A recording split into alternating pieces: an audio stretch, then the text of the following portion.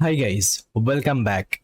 So in this video, I'll try to discuss concept of self inside OP.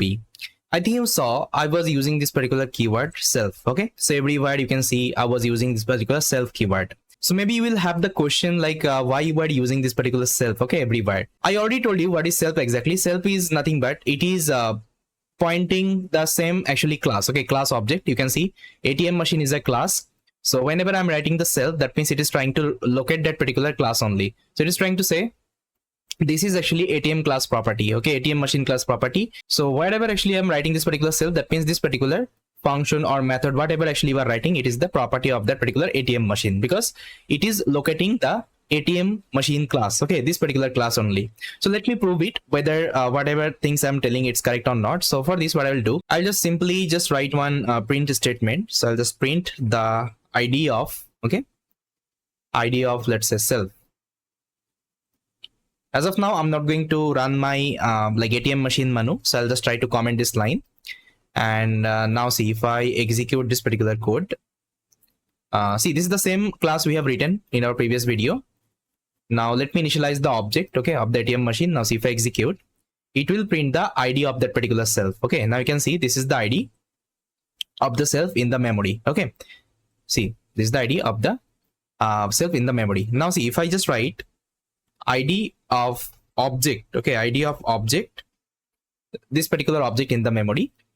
Now if I execute, see, it is printing the same ID. Okay, that means whatever things I told you, this self is locating to the ATM machine object. That means a self is the object of ATM machine. Okay, wherever your ATM machine is present, it is locating in the same direction. It is locating in the same memory location. Okay, I hope it is clear. So inside object-oriented programming, there is a golden rule you have to always remember. So inside OP, inside a class, whatever property actually you are writing, it can only access the object of this particular class. Okay, the object of this particular class. See what I told you. Let me show you one demo. Let's say this is the ATM machine class and I have created an object on top of it. Okay, now if I just write, let's say obj, okay, obj dot. See, if I just press dot, you will be able to see whatever things I have inside this particular class. Let's say whatever data like attribute. Okay, you can see these are the attribute, that means class variable, balance. Then these are my actually function. These are my method actually, change pin, check balance, create pin, menu. Okay, everything is visible because these are the property are present inside my ATM machine class. And here I'm also defining the object. Okay, here I'm also defining the object. That means this is the property of ATM machine class. This is the property of ATM machine class. Okay, everywhere I'm writing this particular self. So self will tell this is the property of ATM class. Okay, now see if I just remove this particular self from here. Okay, if I just remove this particular self from here, create pin. Now see if I execute this particular code, see it will throw me one error. Now create pin is not the property of ATM machine class because you haven't mentioned, okay, you haven't mentioned this particular object. You haven't mentioned this particular object, ATM machine object. And if you want to make it property of the ATM machine class, what you have to do, you have to use this particular self.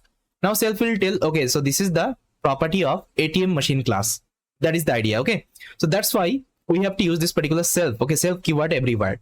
Okay, self keyword everywhere. Self means this class itself. Okay, this class itself called self. That means whatever changes you will be doing the ATM machine class, everything will reflect inside the self as well.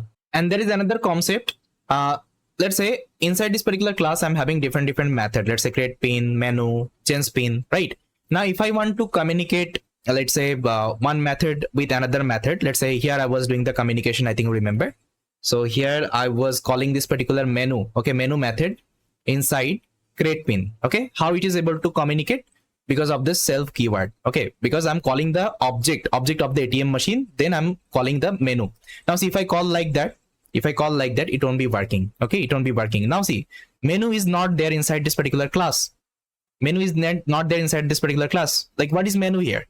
It's not a property of ATM machine class right now. Okay, so that's why you have to use this particular self keyword every time. Self will tell you this is the property of, so this menu is the property of ATM machine class. Okay, now with the help of that, I can easily communicate with another function. Okay, inside a function. This is the idea. So yes, that is why actually we use this particular self keyword inside this particular OP and inside this particular class. Okay, whenever I define any kinds of class, and inside it, whenever we define any kinds of, let's say, class variable or let's say method, we define this self keyword every time. Okay, that's the idea. So yes, this is all about from this particular video.